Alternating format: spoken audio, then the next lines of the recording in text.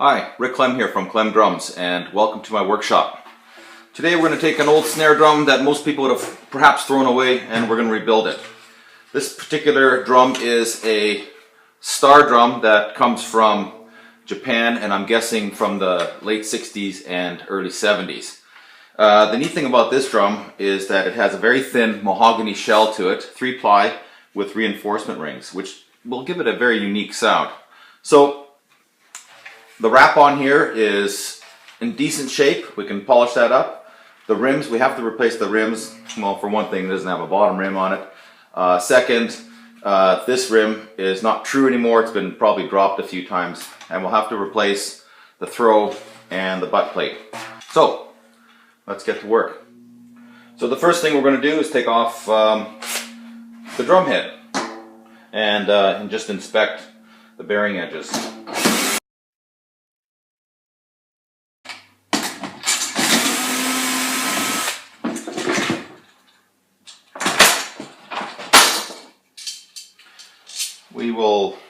I guess we could save the tension rods, but maybe we'll just replace them after a while.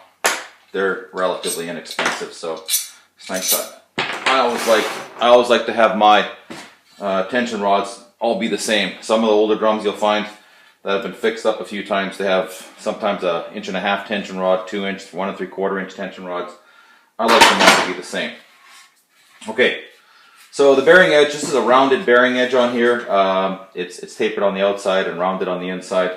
Probably done very quickly on a router. We're going to fix that up too. Next is to take off all the rest of the hardware.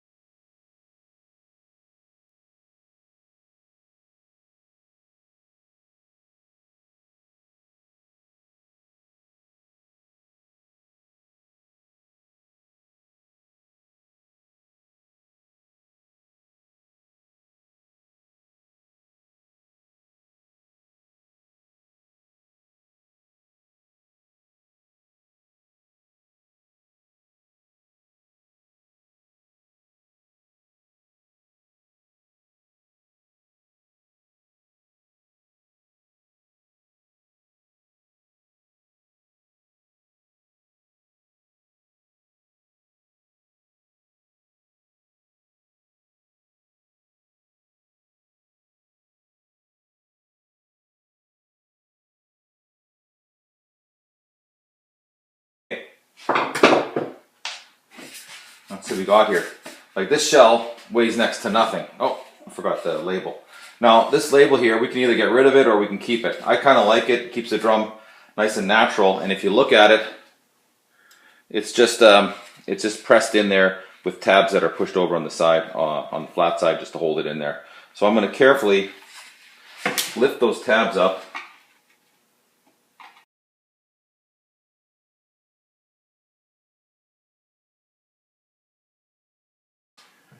I'll just get myself a piece of wood. And there it is, push it through. So this we will put over here with our other pieces that we the lugs.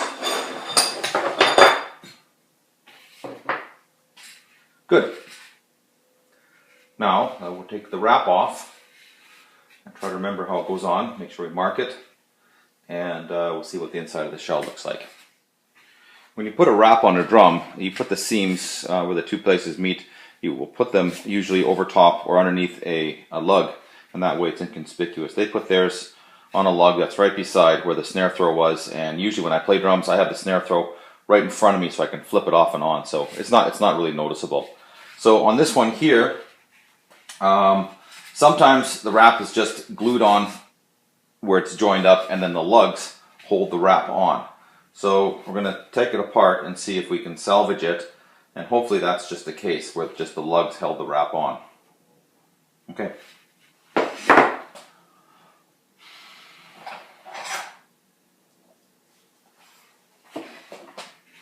Usually a putty knife works just fine, but this is old plastic, so you have to be careful with it. I don't recommend using an X-Acto knife because It's very easy to tear it, to cut it, and to cut yourself. Just go.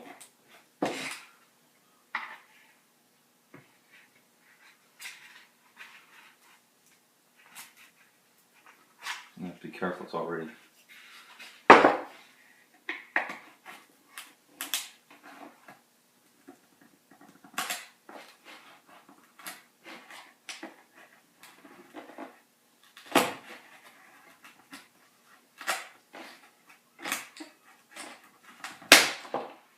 There. Now if we inspect the shell, it's not that bad. You could either save the wrap or you could just reuse this again. Just have the drum as the natural mahogany. I mean, it has a few blemishes on there and where the scarf joint is pulling it together, but that's very, very minor. It wouldn't take much, some sanding to get this up into nice shape. But I think we'll keep the wrap on this one.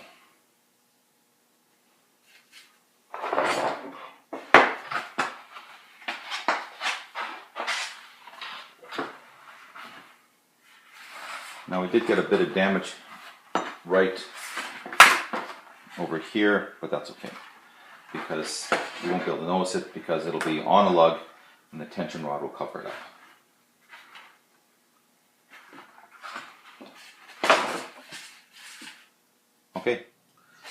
Okay, we have some holes in here that are going to be unwanted.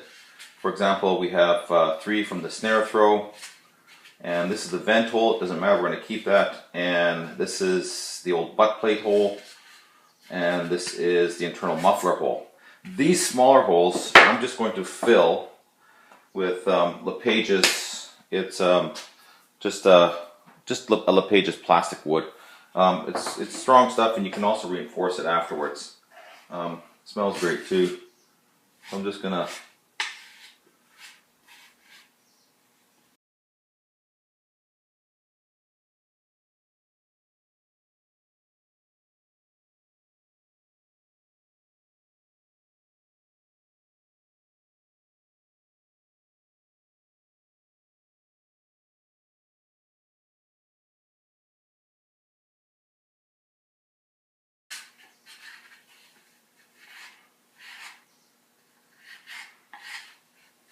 It's not necessary that you have to do this, but it just kind of cleans it up really nice.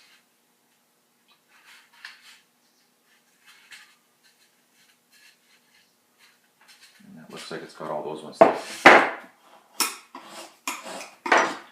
Close this up. Now this larger hole, which is approximately 3/8 of an inch in diameter, that one you can't really fill it with a paste or plastic wood.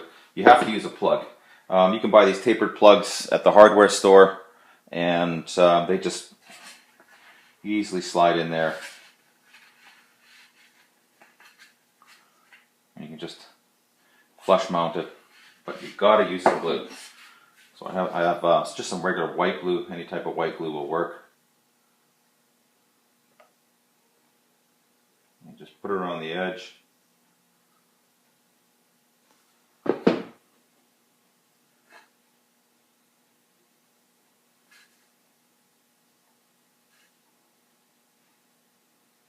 And there you go.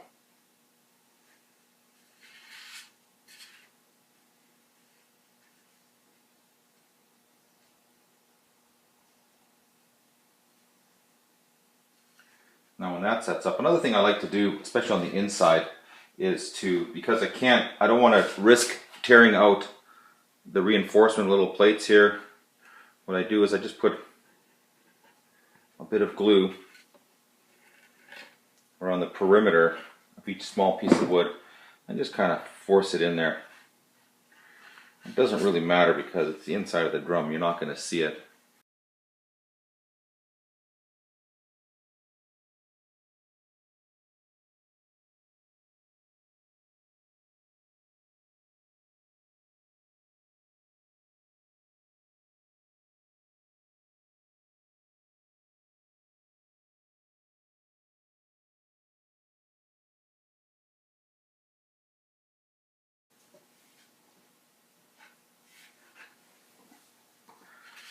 And we will just let that dry.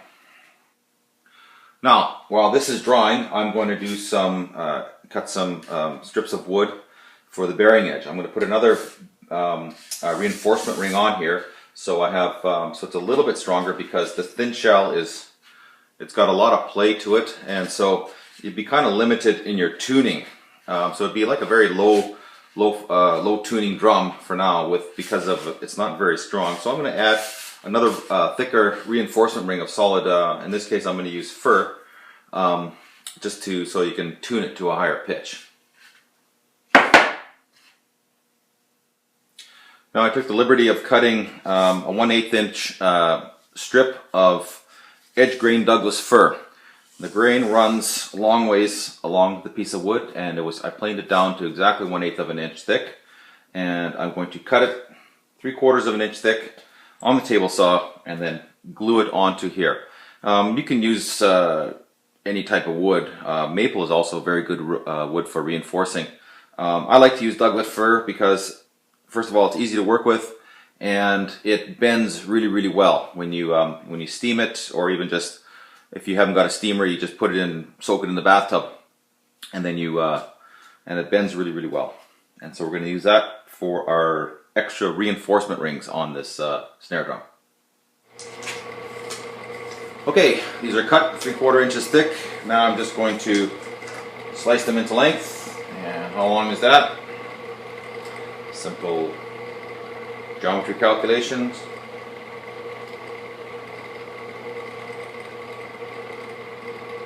"44 inches will give us plenty of extra. Okay, we have our reinforcement rings. They're made, they're cut, and now they are bent. But unfortunately they're still wet, so we have to let them dry before we glue them into our shell.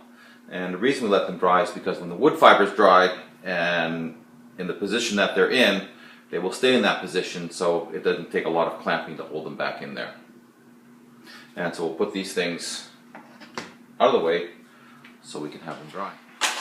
Okay, so I have while this is all drying up and the wood hoops or the reinforcement rings are bending into their proper place, I'm going to work on the laminate that goes over top. It's in nice shape, the sparkles are nice, it's very retro looking. So what I'm going to use on here is just basically an auto finishing kit. We have here a cut polisher and then just a regular polish. I'm just going to do it by hand. The first one takes out any scratches or small little imperfections in it, cleans it up really nice one. The next one gives it a nice shine. So we'll get started on that and see how it turns out. Now I like to usually do one section at a time. That way I can sort of see if there's going to be a difference.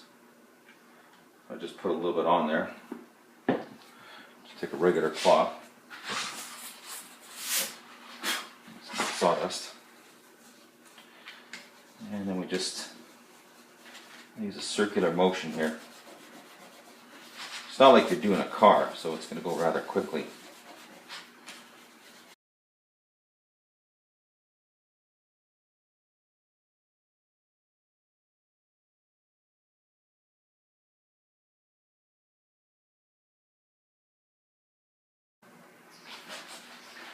Okay, we've just finished buffing this up here. We put some car polish on it, and it's come out absolutely stunning. Compared to what it was like before, this is going to be a very pretty drum. We have some stuff that I couldn't get out, but that's okay because it's going to be covered up with the drum rim when it's all on there. So yeah, I can't wait till this is all finished. Okay, so the page's plastic wood has solidified quite well, and so I'm just going to very slowly start sanding it off. And I'm using 120 grit sandpaper, which is quite nice.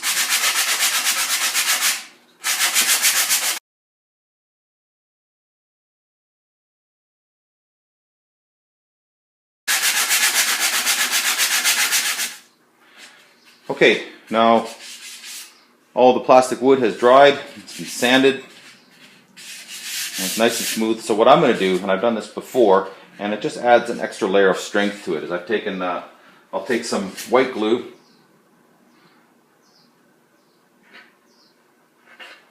and I'll just smear it on and just rub it in.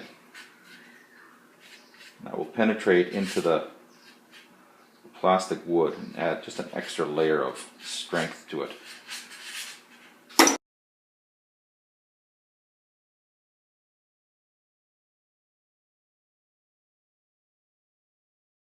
Using vinyl glues like we're using here that are dozens and dozens of times stronger than any of the best industrial glues they had 30 years ago, and you just can buy those off at any hardware. Okay, so we'll let that dry, and then we'll check out and see how our reinforcement rings are doing. Okay, we have our reinforcement ring. It's nice and round, so what I'm going to do now is I'm going to fit it into the drum, and then I'm going to cut or shape it into with a scarf joint. Now I want the bottoms here to be flush with each other. So I'll just kind of wiggle it up, and I'll put a clamp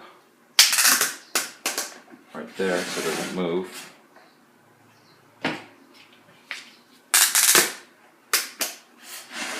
Different clamp there.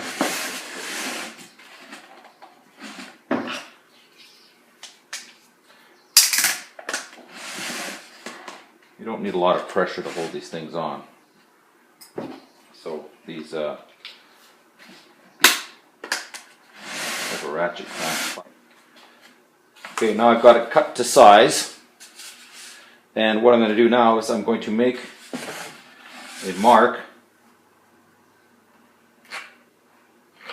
on the inside of this side of the ring, and then on the outside of that side of the ring.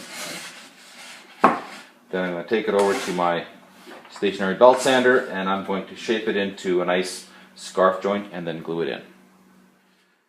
Okay, I've got my reinforcement ring cut and shaped, so there we go. So it'll be a good scarf joint in there. And we use scarf joints because the overlapping pieces of wood, they overlap about 3/4 of an inch, provide a lot more strength than when you just butt them together. So, and I'm using a polyurethane glue made by LePage's, kind of known as PL Premium. This stuff is a wonder glue. It can be messy to work with if you don't take your time, but the thing about this is that it takes a while to cure, but once it's cured, you need hard metal tools to get it apart. It's water resistant. Some would say it's even waterproof. Now I've done extensive tests on this wood this glue because a few years ago I did build a wooden boat, a 21-foot cabin cruiser with it, and I used this glue to hold it together, and that's been almost 10 years, and the boat's sitting in the water right now. So it's a really, really nice glue. It also, if you have any voids between the two pieces of wood, this glue does expand and it will fill in the voids. It also stains really nicely because it is somewhat porous, so that any stains will go in there. It also takes any type of clear coat that you want to put on top of there. And the other nice thing about it is that you can work on a vertical surface like this and it won't run. Now the other thing is that it has a very nice 50-minute working time, a window to put it in. So if you forget a rag, you can get a rag and wipe off any excess. The only downfall with this glue is that it does stain your hands quite a bit. It's not bad. You can wear gloves if you want, but I find gloves just get in the way. So we'll put our reinforcement ring in there. Now I will start clamping on the opposite side of the joint, because if I start over here and work around here, you might get imperfections in the way the wood grabs on to the inside of the shell. This way I start here and I work my way this way.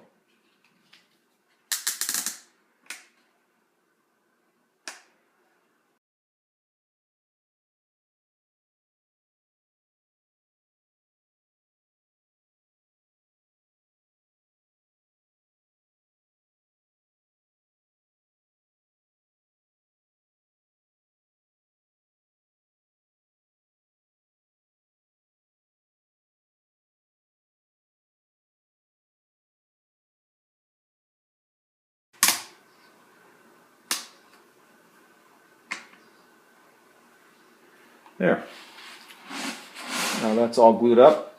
Now the only thing we can do now is we can just, we have to wait 24 hours before it's cured, before we can put the other side on. If you take it off too soon, the glue will come apart, and then you'll have to sand it down and re-glue the whole thing again. So, I'll pick this up tomorrow. Okay, we're back. Now we're going to take off the clamps and just put them aside. I like these clamps here because they come off nice and easy.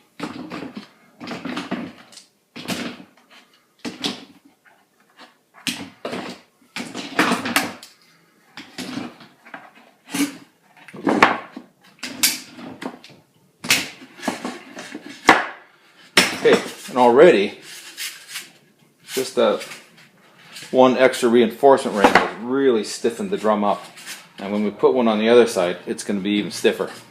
Now, if you look carefully here, we have the thing about the polyurethane glue is that it it does expand, so it does stick out from the inside. Now, you can leave that in there, but I don't know, if you're really picky about your workmanship, it won't make a difference in the sound or anything else. It's just that I like to get rid of it, so I don't like to see it there. So I'm just going to take a chisel and take it out. Now you got to be careful with your chisels because they are a very sharp tool and they will cut you very, very easily.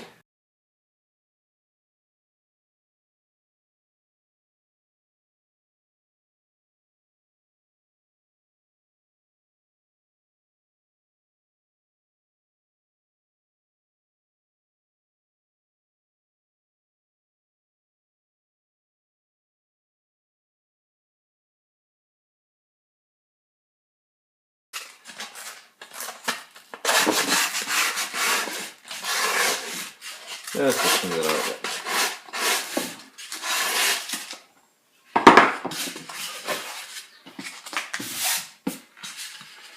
Okay, so you have the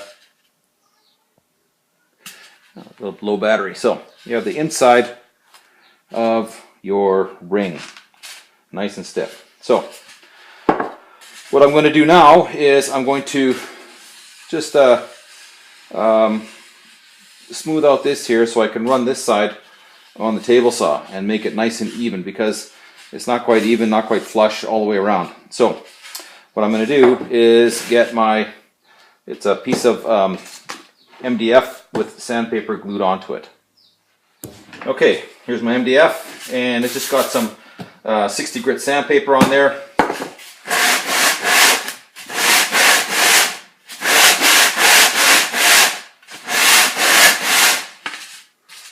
That just smooths it out a little bit there, so I can just run it through the table saw and make a nice clean edge. So just go do that right now. Now, unless you're really good with a table saw, I don't recommend that you do this. I'm gonna sand the rough edges on there.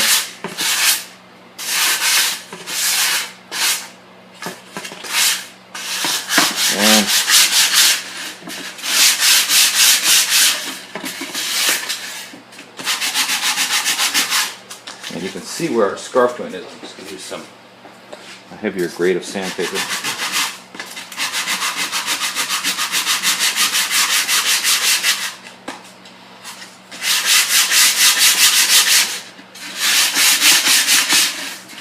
And we're going to get all that nice and clean. I took about a 1/16 of an inch off, and it's still rather stiff on that.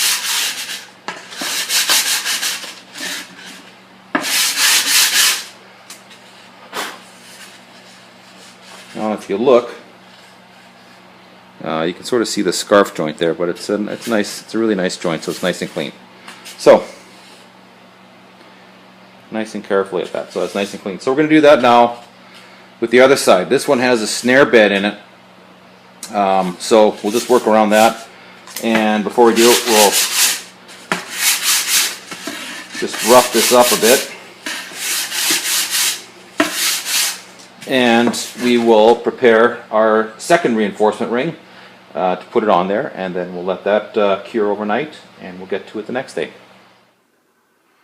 Okay, I've taken off the clamps, cut the edges on the table saw, and we got two very strong reinforcement rings in there. Has added a lot of stiffness to the drum, so we can probably tune it higher than it could have been tuned before.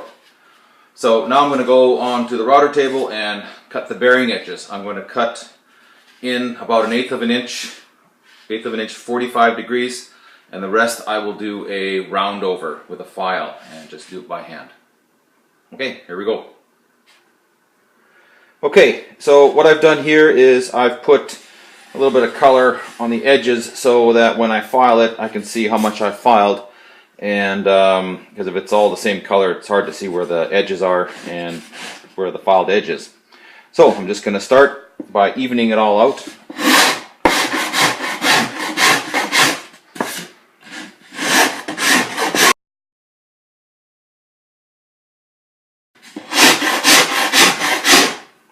Now this is a bit of a slow process, and I guess you could do it all on the machine and do a round over with a round over bit. But I find that when you do it by hand, each drum that I make or refurbish gets its own unique sound, and it can't be replicated each time like as in a factory setting. So I'll just finish this up here, and we'll just jump to the end. Okay, just finished filing the bearing edges and rounding them off. I gave them a substantial round over on them. It's similar to the way Gretsch does their bearing edges. I believe it's on the Catalina series, and I really like the sound of the Gretsch drums because of the vintage sound. Now, so I gave it a fairly substantial round over, which means there's going to be more contact with the drum head, and because of the thin shell, I'm guessing that it's going to give it a fairly mellow tone. And so the next thing is to, now if you look at the inside is a little bit, well, a little bit patchy. I mean, it doesn't really matter if I do anything to it, but what I'm going to do, I'm going to paint the inside with just a white latex primer. And it's just for aesthetics. I mean, it doesn't really need it, but I'm going to put it on anyway because I don't like to see this type of thing. And then the reinforcement rings and the outside, I'm going to put on a water-based polyurethane satin finish on there. Okay. Okay, we've just finished up the shell. I put a couple coats of clear polyurethane on the outside, and on the inside, we just painted it with a white latex primer, and then just coated this with a polyurethane. Where are they? The bearing edges have been cut and filed down. So then the next thing we have to do is just put on the wrap.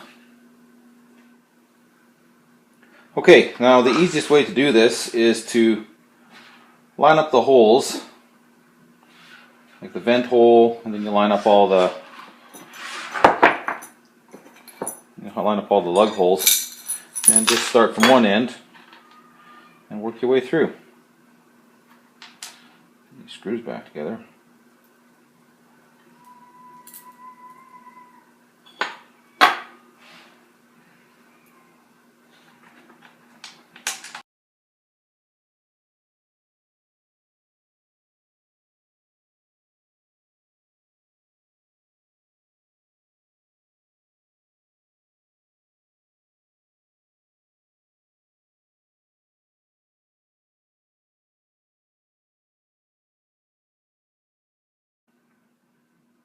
Okay, well, I've come to the end piece, and what I'm going to do here is, in order just to, you have to sort of push it up and make sure it's nice and tight and flat against there, which is kind of hard to do and hold it at the same time.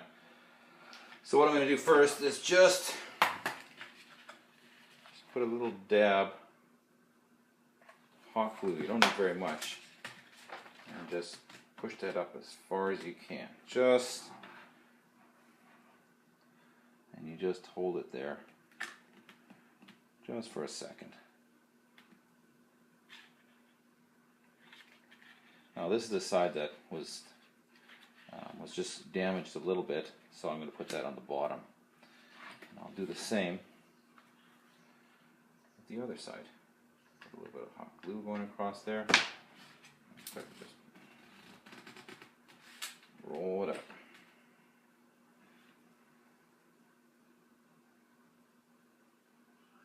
Let that solidify. Good. Now what I'll do,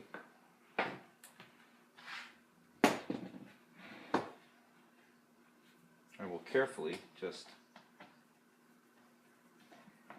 turn that screw through.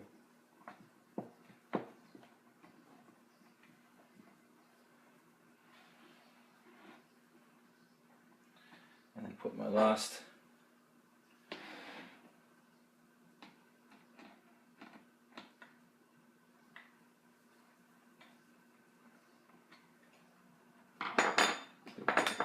go in there.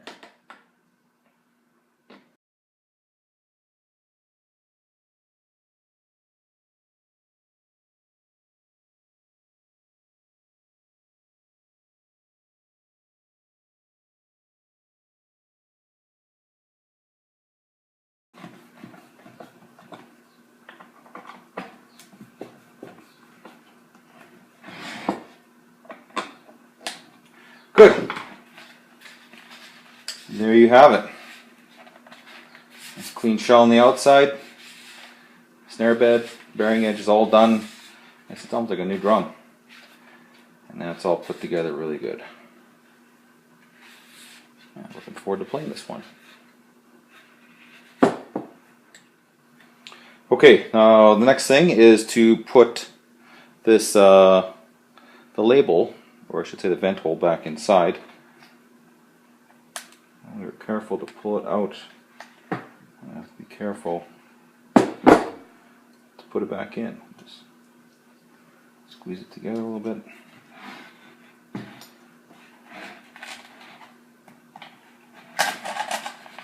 Some paint on there.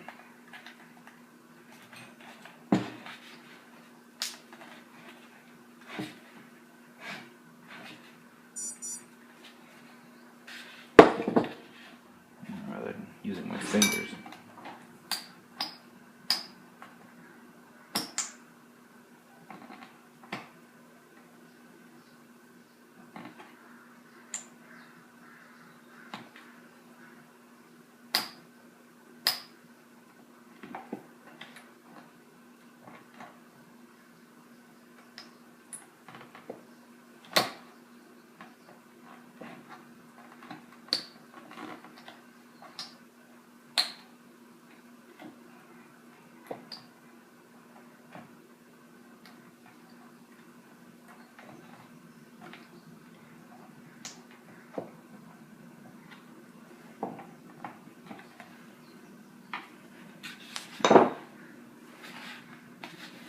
There. There. Now we just, the next process is to put the butt plate on and to put on the snare throw. And after that we'll get the new rims and the heads, and we'll put them on and tune it all up, and we'll hear what it sounds like. Okay, we're ready for assembly. We have our snare throw. It's just an inexpensive one, about $7 or $8 I picked up. Just a standard Gibraltar butt plate. snare wires, a couple hoops, snare, and the batter side. These are not the heavy duty ones, just fairly lightweight. I didn't want to put a lot of money into it. And new tension rods. Okay, let's get to assembling. Alright, having filled the holes of the previous hardware that was on here, you would have had the wood showing through the wrap. So what I did was I asked my daughter if she had any nail polish, and she had something that was similar in color, so you can just easily fill that in with just regular nail polish, and it's almost undetectable unless you go up close to it. So what we're going to do now is we are going to measure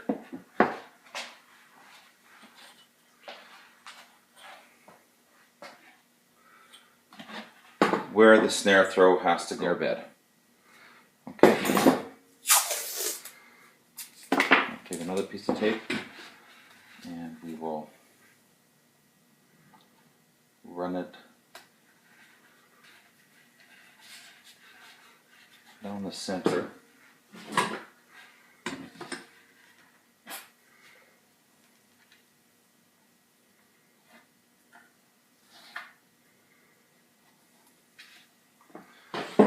Make a straight line. Now we measure the distance between the holes, and we have 2 3/4. Now here I'm just going to sort of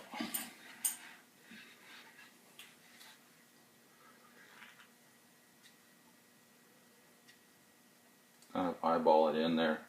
I don't want to have it too high where this is sticking up over top of the rim, and the rim will stick out a little higher than that, so I'll just put it right about there. So I just make a mark, and then I measure down 2 3/4 inches.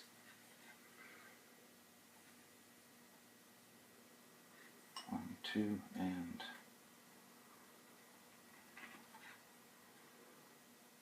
2 3/4. Measure twice, cut once. Okay, now to drill the holes. Okay, I always like to make a pilot hole first, and then come in from the other side.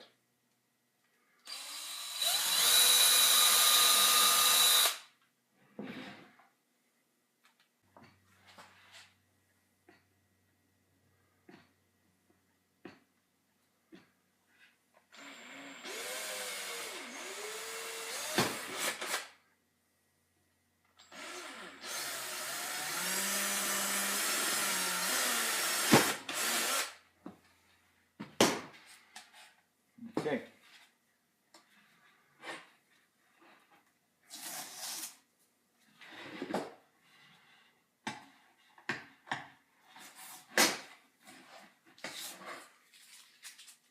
All right, we have 2 clean holes there.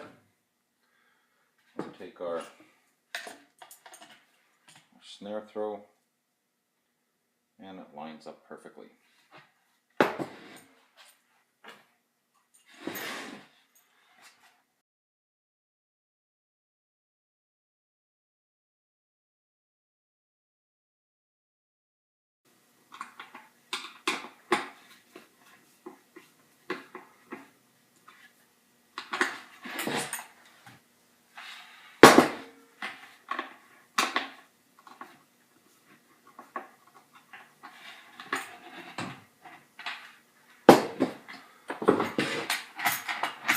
We'll check for movement, and it's good. Okay, I've drilled the holes for the butt plate. Now we'll just put it on.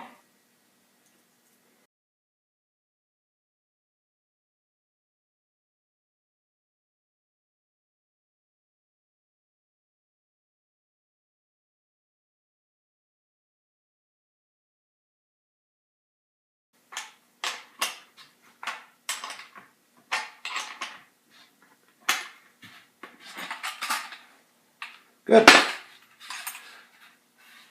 And now our snare drum is done. Now the last thing to do is just to put the heads on. Okay, start with the snare, the resonant head. I personally like Evans drum heads, and this is the snare side 300, which is, I believe, a medium weight.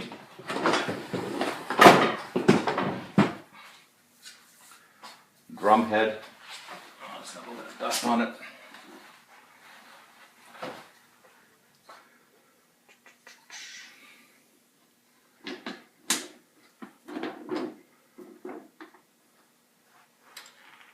I'll just do a quick visual to make sure all the lugs are lining up, and that they are. Now the other thing I like to do is put a little bit of a lubricant, a little grease, just a tiny little dab in each of the lugs, and that just keeps the tension rods from seizing up, or so they're easy to put in. Okay, doesn't.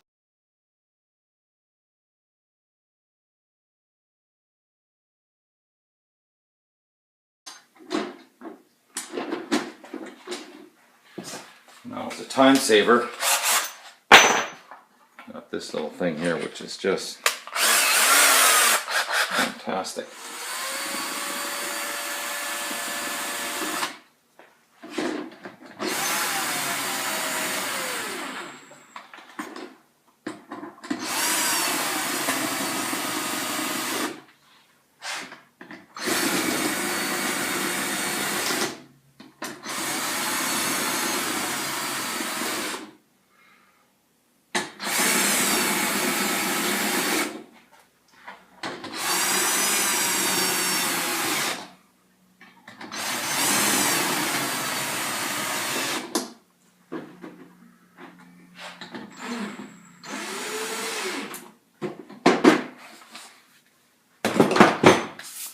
No, I'll tune that up later. Next is, okay, we'll just start tune that up.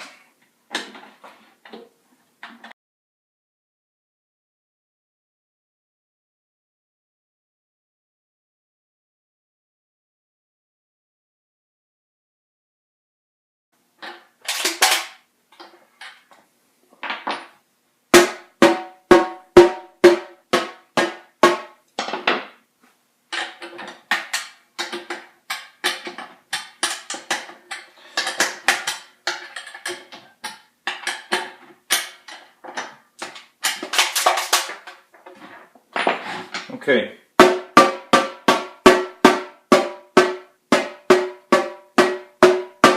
Okay, close enough. So now the next thing I'm going to do is I'm going to take a heat gun, because right on here, a little bit wrinkled. That side seems to be okay. Now, this has to be done carefully. And when I do this, in case I have to take off the bottom head for whatever reason, I always make sure I line up the Evans with either the butt plate or the snare side, and that way I know which way the head goes on here. Also, after a time, the snares will leave a mark on there. So you always put the head back on after you've taken it off. Now, what you have to be careful with is, because this thing gets rather hot, it will burn through plastic, and you want to do it very slowly. Then you heat. What happens is you heat the plastic up. As it cools, it contracts and it tightens up, and then you don't get those the wrinkles in there. So here we go.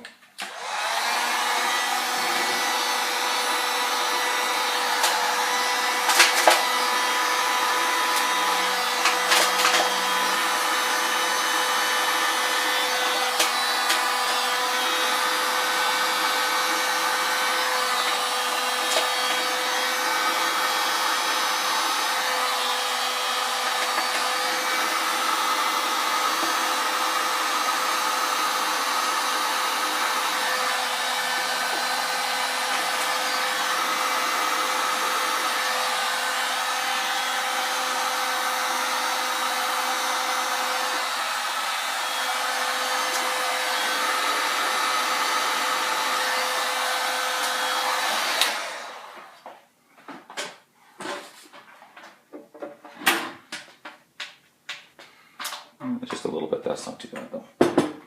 Okay, now we'll put on our snare. Square and opened.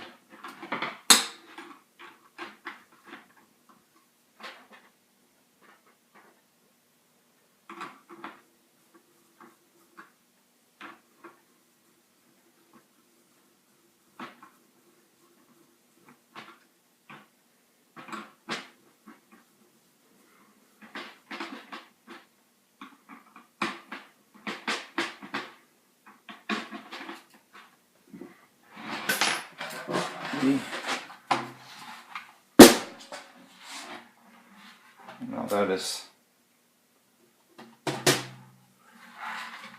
fairly lined up quite well. We can always adjust that later if we need to. Right, now for the batter head. And it's in a small tube, so it's fairly easy to use.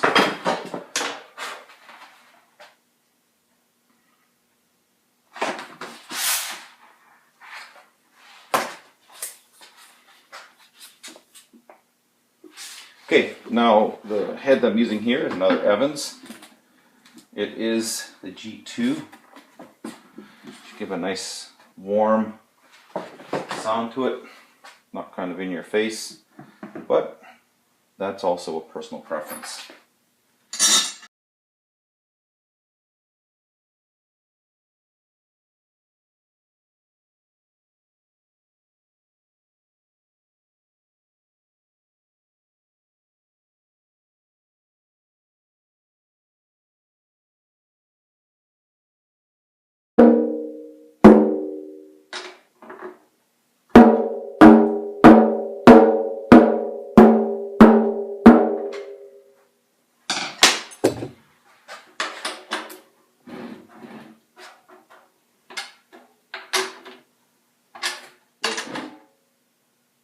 We'll tune this up, put it on the set, and take it for a test drive and see how it goes. Okay, I put it onto my drum set, and now I'm just going to play around it. I've tuned it fairly high, and then afterwards I'll tune it down a little bit to see what kind of sound we get off there. I don't have any O-ring on here or any muffling at all, so let's see what it sounds like.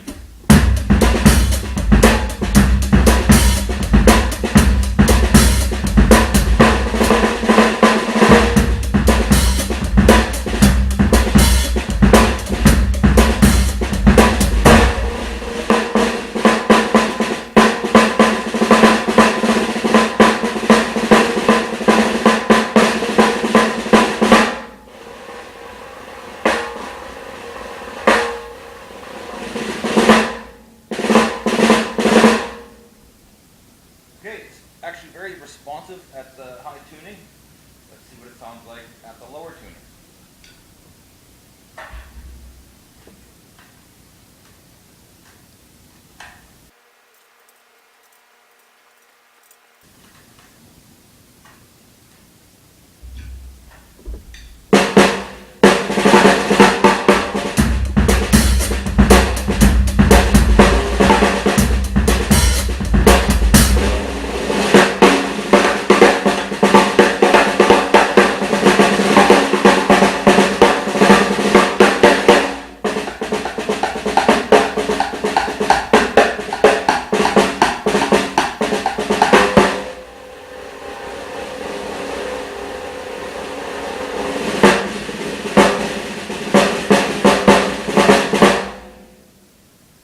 Nice, a little bit of a ring at the lower tuning, but it's actually quite nice.